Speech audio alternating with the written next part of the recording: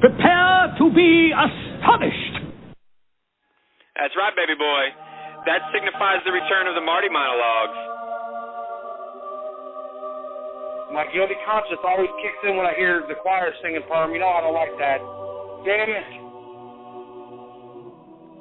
Well, the phone is dialing, it says.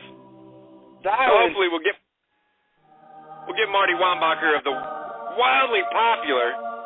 Meanwhile, back in Peoria, I did it to him again. Hey, Marty, how are you, brother? Good. How you doing? We are doing awesome. We're playing that spooky, heavenly music that always freaks Vic out. Yeah, that always scares me, too. It's a little frightening. So each week, Marty Wombacher of MeanwhileBackInPeoria.com joins us for the Marty Monologues.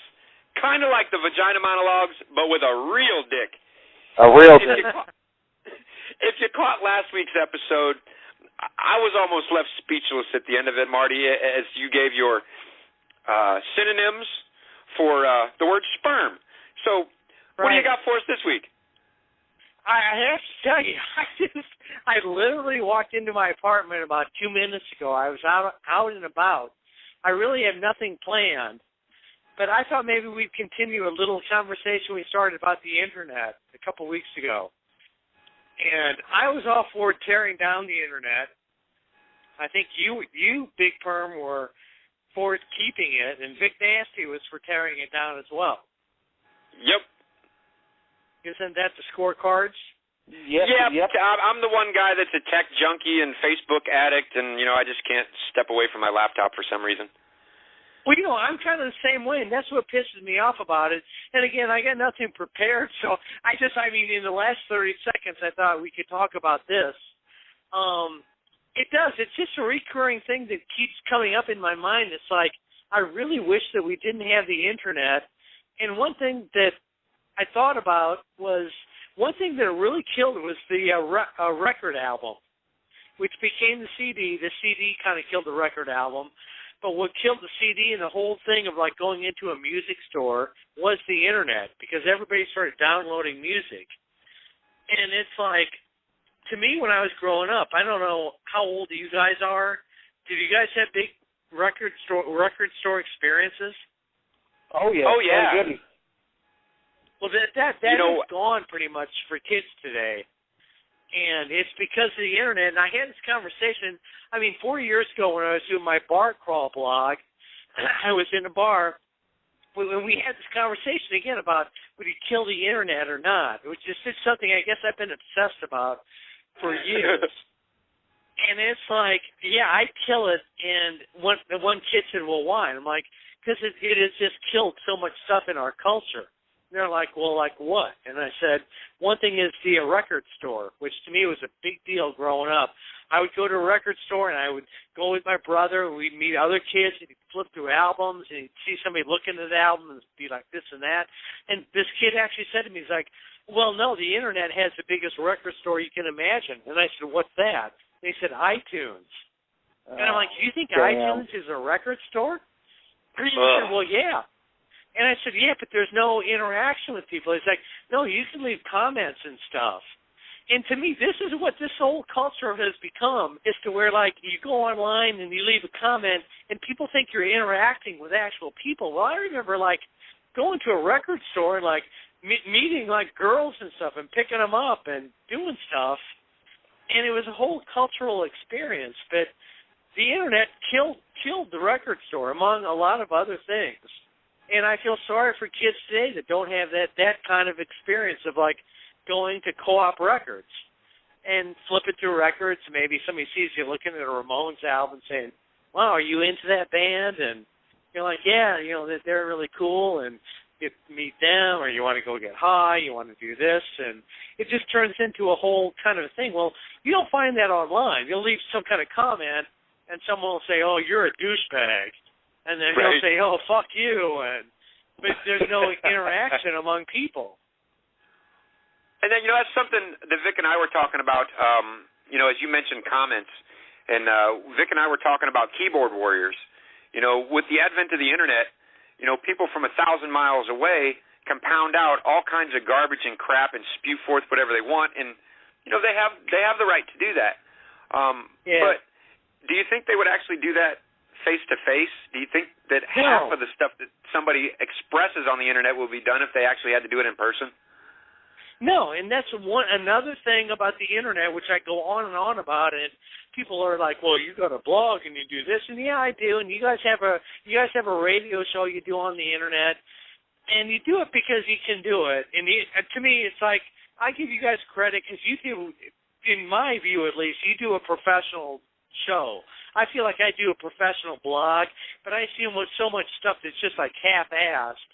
And I also see stuff that where the Internet, I think, is turning so many people into a bunch of pussies, because if you're in a bar, it's one thing if you like start arguing with somebody, and eventually you might get punched in the nose over what you say. Right. On the Internet, you can say whatever you want. I mean, and I'm somebody that has experienced it because I did a blog called The Guy Walks Into 365 Bars, and by whatever merit, it got written up in the New York Daily News, which was great, and then it got picked up by the UPI Wire Service, and then it got picked up by, again, this is 4 years ago when blogs were really big. Thousands of blogs picked it up, and all of a sudden I started reading comments about myself online, and every other comment was, oh, this fucking douchebag, this douchebag. Everybody in the world was calling me a douchebag. And I remember at one point even leaving a comment saying, can you just call me something else? Call me a fucktard. Call me an asswipe. The douchebag thing is just over. But it's like they couldn't even think of another original thing to call me than a douchebag. And the whole thing was over that they were jealous that I was getting so much attention. But the fact of the matter is that on the Internet, everyone and their brother can leave their own little comment without leaving their real name. And to me, it's just defining a generation of pussies is what the Internet is doing. Well, and also, I mean, as addicted to it as I am, with us doing our show and what have you, right. Our former guest, the guy we was just talking with before you, Chicago Farmer, Cody had mentioned that, people use the word artist a little too much, because they got a pocket full of money and can go to Nashville and have an album pressed. Now they call themselves an artist. Or in your case, there's a lot of people out there who call themselves journalists, and and they haven't earned it. I guess you can put it that way. They've got but that's exactly the way you should put it. And, they've got a blog, and so now they're a journalist. And, I can see that, the Internet definitely has its negatives. But at the same time, I'll go back to the positives and play, devil's advocate here, I guess, that the Internet has definitely connected people. And, as we had mentioned before, that's how we connected. So, I can see the good in it. And also with, as much fake news and crap that's out there, it has become a positive source for getting the truth at times, getting stories that wouldn't normally be aired or heard in mainstream media. So, I can kind of see the good in it, and I can see the bad in it. And I wanted to fire a question at you, Marty, and it's time to put on your tin cap. You ready to put on your tinfoil hat? Oh, boy, I don't know. That's tough. Let's see. All right, man. Here in Peoria, if you're a Comcast customer, there are free Xfinity Wi-Fi spots all over town. You just flip open your laptop, search through your possible connections, and if you see something that says Xfinity Wi-Fi and you're a customer, you can connect and have service all over town. But one thing people don't know is that you can use Wi-Fi as a type of sonar. And you can take 3 different Wi-Fi spots, triangulate it, and it actually produces a type of sonar, which will in turn create an image. So what I'm driving at is the Internet. Do you think this is all just a way and a means for Big Brother to keep tabs on us? No, because, it's funny. I saw a cartoon based on that today. And it was everyone taking pictures of themselves and posting it on Facebook, more or less saying the government doesn't have to do this because we're all doing it for them. everyone's recording every stinking moment of their lives anyway. Right. So they don't really have to bother. Everyone's putting up what they had for dinner on Facebook. People are putting up that, I did this, I did that. I don't know. Personally, it's like I'm so fed up with all this shit. It's like a daily, to me, it is really a daily mission for me to put up my blog and not just put up, fuck you all, I quit. It's just God, saying, I have those fuck days you. too, man. Yeah, it's just like, fuck you, I don't want to do this anymore. I'm stopping, I'm going to quit all this service. And I guess it's really hard for me, but part of me is, and it's funny, I was talking to somebody about this last night, and maybe you guys aren't making any money doing what you're doing, are you? Not a dime, man. Okay, well, I'm making a little bit of money off of mine. Truth be told, I'm selling a little bit of advertising on mine, but it's by no means paying the bills. And it's like, I know you drive a cab for a living. I don't know what Vic does, but I never talk about my work on my blog or on this show. But basically, it's a janitorial job. It's no shiny, happy job. So it is. It's like sometimes I just feel like saying, fuck it, because I work really hard at trying to maintain this blog. And a lot of times it's just like, I just feel like saying, fuck it, I can't do this anymore.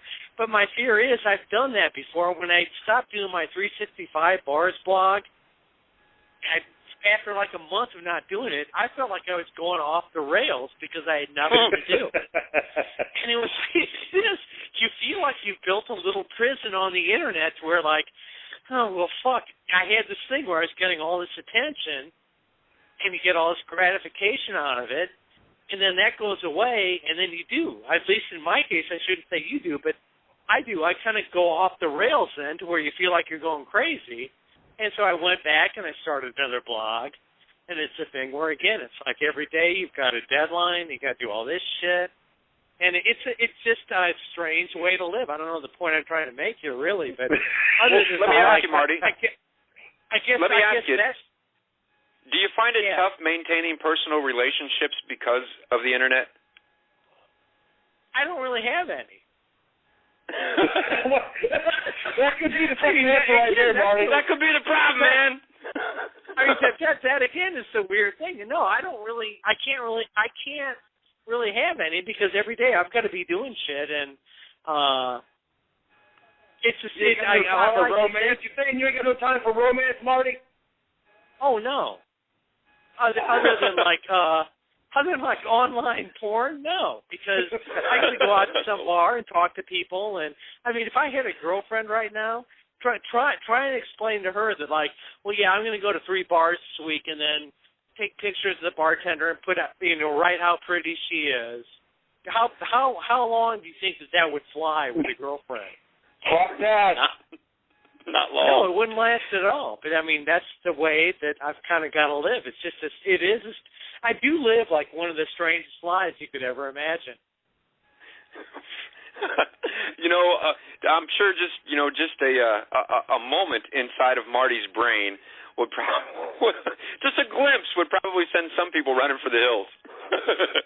Well, it's weird. I watched like the show with Larry David, the Curb Your Enthusiasm. I think he's the writer for Seinfeld. Love that show. Yeah, I think he's kind of in the same mode I am, except he's making big time money.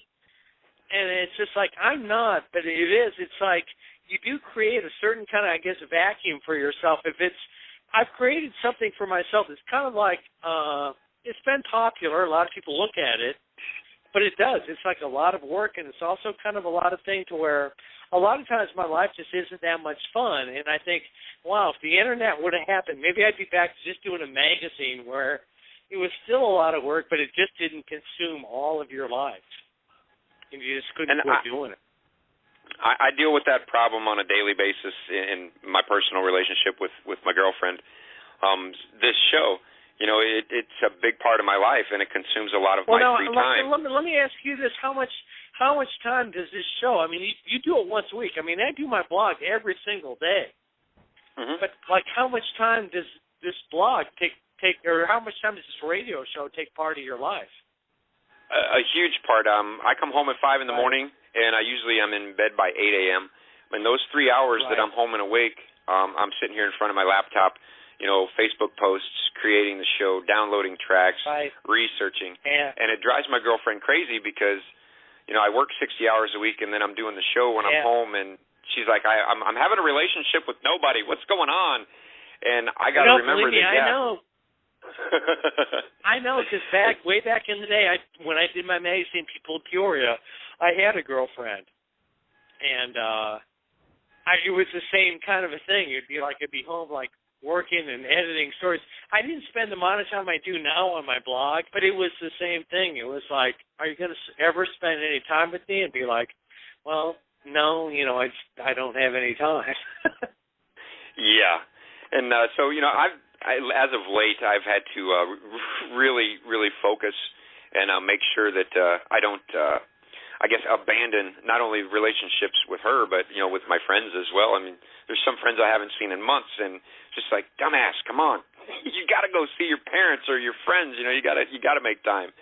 And so it's a struggle every day, but, it's worth it in the end. I believe it is. I make time to see my parents, but no, I wonder sometimes. I do. I think I do wonder sometimes about what the Internet has led me into, and it's like, have you let yourself into your own little personal hell? Because I can't quit doing this. I can't quit doing it, and sometimes, don't get me wrong, I get a lot of enjoyment out of it. It's like I went to this barbecue festival on Saturday night and putting that up tomorrow. It was a lot of fun. But it's like every day. I have like a deadline every day. And the Internet is part of the reason for that. And I can never, I personally can't walk away from it unless somebody would take it down. And so in the back of my mind, there's always like this little dream that like, maybe somebody will take it down tomorrow and it'll all be over. They'll flip that switch and the Internet will be gone and we'll never remember it. Yeah, and then it would be like, I would almost feel like I would be out of a prison sentence. It sounds crazy to say, but I know the feeling. And I can't, you're probably this way with your show. I cannot quit doing my blog because it has been successful, which I'm really grateful for. But it's like every day it's just like, well, I had to get up today at like 7 in the morning because I went out with my friends tonight. I had shit I wanted to do today, so they came and got me at 3. So it was like, well, I got to get up at like 6 or 7 today to get all my stuff ready for my blog tomorrow. Otherwise, I won't be able to put it up. And it's just like, wow, this is just so much work. Well, hey, Marty, I got to tell you, man, as an avid reader of your blog, I got to give you a million thanks. Especially, I read the Emac and Bolio's post. We got to give a shout out to Emac and Bolio's. They have got the best ice cream in town. And if you're a sugar freak like me, the guys that run that, Tim and Jim, Tim Hennessy, me and him have been friends since we've been like 13 years old.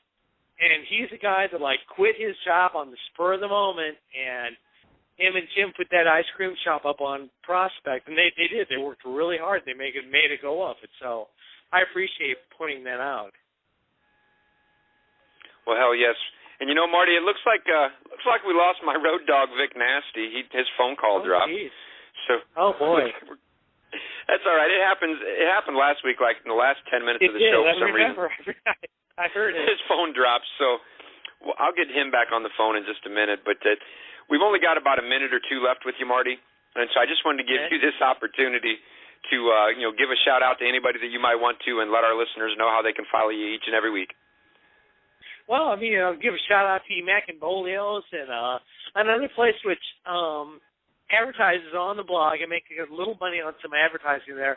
It's All Smiles Dental Clinic on University. So giving myself a plug, I'll give them a shout because they're really nice people there. And everybody on your show, have you still got, one thing you ought to plug, have you still got that, whatever it was, the pledge giving thing going for you guys? Yeah, it's the GoFundMe, and I'm glad you said something, Marty, because every week that I sit here at my table, I write out what I'm going to do, and Internet. Yo. Hey, we got our guy Vic Nasty back. How are you, Vic? See, that's what happens when you start talking shit about the internet and Big Brother. You get fucking cut off. Yeah, they give it to you. No, you guys ought to plug, some way for you guys to fund this show. And I always forget. Last week I made mention of it at the beginning of the show, and for some reason I get tied up with the details of questions and what's going on, and I always forget. Right. And so, we've got a GoFundMe.com page. It's to help with the Big Perm Show operational costs, web development, and event coverage. And for anybody listening, please just go to GoFundMe.com and search the Big Perm Show, or you can find links on our Facebook and Twitter pages as well. And Marty, again, I got to thank you for reminding me. Is there an address where people can go and do it? There's the address that they go to. It's a bunch of weird letters and numbers. It makes no sense. It's just random numbers. So I just encourage people to go to GoFundMe.com. We're going to talk about this because you guys need to learn how to whore yourselves out better. And I'm going to be the guy to coach you on that. Marty, and Vic and I both come from advertising backgrounds. I mean, I sold advertising for 15 years. Right. You would think I'd be the guy that'd be all over that shit, and sometimes it's head hard up my to ass every time. Well, this is going to be the theme. Remember this next week. This is going to be the theme. I'm going to teach you guys how to whore yourselves out because I'm the biggest whore that you can be. And we're going to go over this. Right. I'm going to make a point. I'm going to make a point-by-point thing. And I just want to say, anyone that's listening out there right now, I mean, I've donated to it, so you can too. If you're listening now, it's a great show these guys are doing. It's local. I mean, they're having guys like me. They got Greg Batten, whatever. They're really good at interviews, and you are a good interviewer with the show. It's really good broadcasting, and I love a local show like this. So everybody ought to support it. So anybody that's listening, go to the GoFundMe or what is it? What is the address? It's GoFundMe.com, and give me just a hot second because I was not at my computer, Marty. Sorry. I was grabbing a cigarette off the counter. You ain't a very good whore, goddammit. You ain't whoring well, bro. All right, here it is. Jesus. It's GoFundMe.com with the backslash C9MKX4. Oh, boy. That's why I haven't been. That fucking sounds like next year's BMW model. What the fuck is that, Perm? It is. All right, I'm gonna figure out a way for you guys to whore yourselves out next Sunday. It'll be all right. So next Sunday on the Marty Monologues, we get instructions on how to be a whore. Awesome. Yeah, how to whore yourselves out because this is pathetic, and you guys are doing a good job. You ought to be making a little bit of cash for doing what you're doing. And I see on Facebook you're promoting shit for other people. Or is anybody paying you for this? No, huh? It's just what I love to do, man. I enjoy doing it, and I know I do too, and I love the fact that you're doing that. But people could be at least contributing to your FundMe page. Absolutely, they could at least be helping you out a little bit, and so let's kind of give people a little grief next week. I mean, you don't have to do Marty, it because I know it's hard to do when it's you doing it. So I'll be the guy to do it. And what I want to do next week, I want to create a lot of guilt and a lot of horror moments for you guys. How's that? Jesus. Well, Marty, I am totally ready for that. And again, I thank you for taking the time to to help us with that, man. I really do. And of course, my pleasure. Thanks for having me. Sorry, I didn't have anything really prepared. It was kind of off the spur of the moment there. Well, no, but I think that's what makes the best radio, man. Makes the best talk is just off the cuff and just let it happen. And fuck, if the wheels fall off, they fall off. And we all crash and burn. That's why I love your guys' show. You allow moments like this to happen, so people ought to support you and let it happen like this. Amen. Well, listen. For myself and Vic Nasty and everybody listening, we thank you one more time for joining us each and every week with the Marty Monologues. Kind of like the Vagina Monologues, but with a real dick. A real dick. And next week, Marty teaches us how to be whores. I'm going to make a step-by-step thing for you guys. That sounds fucking awesome, Marty. Well, in the meantime, you take care and keep on keeping on with Meanwhile Back in Peoria. We love it. All right, thanks. We'll see you guys. You're welcome, Marty. Have a great night, sir. You too. Bye. All righty, Vic Nasty. That was the Marty Monologues. Marty Wombacher of the wildly popular MeanwhileBackInPeoria.com.